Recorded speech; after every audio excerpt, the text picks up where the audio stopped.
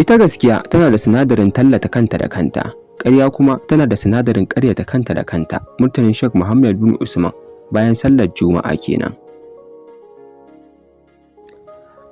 A jiya Juma'a 21 ga watan biyu shekarar 2025 turka-turkan masallacin Sahaba ta kusan zuwa ƙarshe. Domin kuwa za mu iya cewa turka-turka ta kusan zuwa ƙarshe, tunda har yanzu ba san suwaye za su idi a wannan masallacin ba. Tunda masallacin Sahaba duk shekara a nan wajen haraban nan suke sallah inda aka gina masallacin Jami'ur Rahama. Domin kuwa a jiya Sheikh Muhammad bin Usman ya koma masallacinsa na Sahaba domin ci gaba da sallar Juma'a, inda ya bar sabon masallacin Jami'ur Rahama kenan, inda a jiya dandazon al'umma suka cika masallacin kai ka ce jiyan aka buɗe masallacin Sahabar. Alhamdulillah, inda Sheikh Muhammad bin Usman ya kuɗubar Juma'a lafiya ya kuma gama lafiya, inda har sai da Malam Ibrahim Khalil ya ziyarci masallacin domin gabatar da sallar Juma'a, inda bayan sallar Juma'ar Malam Ibrahim Khalil ya ce wa Sheikh Muhammad bin Usman ka ƙara gode wa Allah. Tabbas a jiya masallacin Sahaba ya cika har wajen masallacin babu masakar tsinke, masallacin ya ɗinke da jama'a. Bara dai ku ji jawabin da Sheikh Muhammad bin Usman ya yi ga 'yan jaridan. Amma kafin nan muna roƙon ku da idan wannan shine karan ku na farko a shigowa wannan channel ɗin tamu mai albarka, kar ku manta da ku danna mana subscribe sannan ku danna alamar ƙararrawa wanda zarar mun ɗora muku bidiyo sai zo gare ku, sannan ku yi mana liking da sharing. Liking ɗin ku shine zai dinga tabbatar mana duk abin da muka ɗora muku yana matuƙar gamsar da ku. Malam za mu ji ta bakin shi akan wannan hukunci da majalisar malamai ta yanke, sannan kuma za mu ji irin farin ciki da yanayin murna da ɗan uwa suka nuna, musamman gani yadda aka yi cacirin da zuwa masallaci tun karfe 10. S Radio take masallacin Sahaba, yau kuma masallaci ya cika, masha Allah. Kai tsaye muna tare da malam, za mu ji takaitaccen bayanansa. Alhamdulillah rabbil alamin. Tsira da aminci su ƙara tabbata ga shugabanmu Annabi Muhammad sallallahu alaihi wasallam. Shaka babu ai maganar mai zance ai na fara kuma ai kun ji yau rana ce ta Juma'a kuma 22 daidai ga watan Tabbas Sha'ban 1446 a cikin baka 21 ga watan Fabrairu 2025. Ko shaka babu Allah shi ke bayarwa, shi ke karbewa. Allah shi ne mai yi, shi ne kuma mai sauki yi din. Allah shi ke kaddara komai, Allah shi ne ke kawo, shi ke yani ba abin da Allah baya yi. Kuma an ce mafi alkhairin mutane cikin mutane duka shine alladhi idza butuliya sabara wa idza un'ima alayhi shakara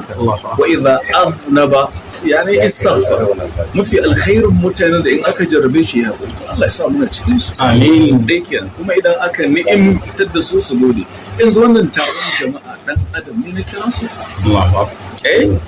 tun ɗan kwanakin nan kira in ka shiga social media har abin yana gun su. Ni yaushe na kai wannan matsayi, ni a ganin na ban kai ba, miskini nake ni, halittar ubangiji ne da ba kowa, haka nake kallon kai. Ko la Allah cikin baiwar shi ya kaddara ka kai din wannan shi ya sani, to da haka dole in gode mai. Kuma ka gane cikin farin da masu tun safiya ban ma kwana a Kano, amma saboda muhimmancin wannan ranar kowane irin alƙawarin nake da shi zan bashi saboda wannan jama'a ta yi wannan cikin fari sannan ce ba kai, sannan majalisar malamai bisa jagorancin shi mara Ibrahim Khalil na sakan da alkhairi, Allah ya yi amfani da su wajen wato yin abin da yake shi ne ta haka muke fata daga ubangiji. Haka abin da aka yi tun na riga na fara, muna farin ciki, muna roƙon Allah cikin ramar su ƙara haɗa kanmu ya miƙar da mu akan tafarkin daidai, ya su tafiya akan sunna an san mutum. Shekara 24 da 5 da 6 yanzu da saba a ɗaure shi. Tun watan Julai ina maimaitawa sarkin Kano Ado Bayero shi ja sallah da masu mulkin Kano a lokaci. Ko guda an taɓawa me ake yi, karantar da sunna. Waɗanda suka musulunta ma a zo a karantar da su, pasto sun fi 100 an suka musulunta. To menene ne saboda haka abinda Allah ya yi shi ne daidai, mun sallama mu yin shi, mun miƙa mu yin shi. Fitina ba tare da take ba, mun san da ita ba, muna faɗa da ita. In ma muna da kalma da za mu faɗa wanda mun ga bata kai daidai ba sai mu aje ta. idan muka faɗi kalma muna faɗa ne dalili idan muka roƙi Allah da cikin saboda haka muna roƙon Allah ya ƙara mana albarka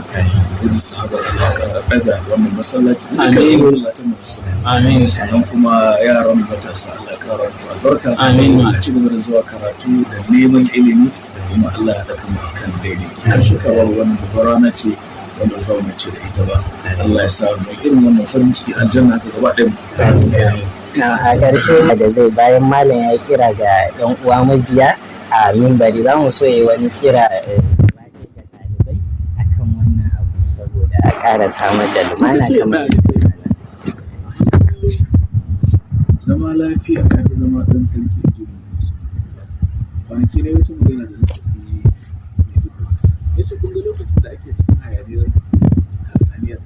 ko sallah ba ne ta abin da shi yasa Allah ta'ala da ya tashi magana a Qur'ani yake ga Quraysh ce annabi afama min ju'i Allah shi ne ya ciyar da su daga yunwa da kuma ba su amana daga su amana shi ne su jira ka samu al'am ka aje kayan ka baka tsammani da kai ka je kai ruku baka tsoron nan da barbari wannan babban abu ne da ya kamata duk matasan mu su kiyaye wannan shi ne sakon mu fiye da shekaru alhamdulillah ka je kasashe na duniya kana cewa a zauna lafiya ka za gidan ka zama lafiya kullum zama lafiya shi ne abinda kawai ake cewa da mutane sun yi adalci da Allah alƙali ya hutu haka malamai suke ce lau an safan nasu inda mutane sun yi adalci to sai son zuciya ya shi sai sauka daga ainihin abin da yake da zaran an ce babu adalci to dole a samu abin da yake shi haka muna fata zauna lafiya da hankali abinda kawai muke faɗa ba ma ainihin wato karban kuma abin da ke kasance abadan wani ne ba karban kasance abadan girman kai daban girman kai wannan jama'a wa ya taro wa aka ba su wani kuɗi wa aka ba shi mulki wa aka yi mai barazana gaske ce ta kawo su ka shiga social media daga adadin abin da mutane ke ne na fi su faɗa matasa kada wanda kada har ma na ce ko ka ji wani ya faɗi zance wanda yake na banza ka fitar da shi kar ka matan ka sam ai ba ka da dalilin ka tanka ba ita gaskiya tana da sinadarin tallata kanta da kanta ƙarya kuma tana da sinadarin karya kanta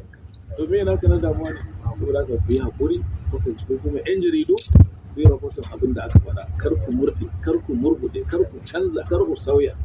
abin da aka faɗa shine kuma kullum muna addu'a Allah ka ba mu zama lafiya da kwanciyar hankali da karuwar arziki Allah ka tsare mu daga wato ainihin faɗawa cikin abin da ba daidai ba wannan azumi da ke tun karo mu Allah ka zama lafiya Allah ka kewaye Kano da zama lafiya Najeriya da zama lafiya kuma muna addu'a jami'an mu na tsaro da 'yan sanda da kowa da kowa masu kokarin tsaye da tsaro Allah shi ma ka tsare su Allah ka tafi su kan yi daidai da sarakunan duk inda suke Allah kare su shugabannin mu na siyasa da Allah ka ba su jagori Allah ka dafa musu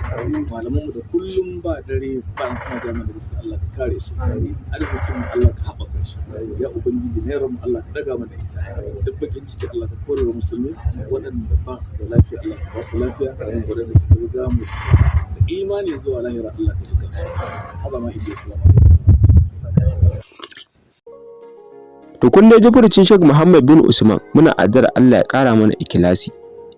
a cikin zuciyarmu. Ku ci gaba da bibiyar mu a cikin wannan tasha ta mai albarka, kar ku manta da ku danna mana subscribe sannan ku danna alamar kararrawa. Mun gode da sauraron mu da kuka yi.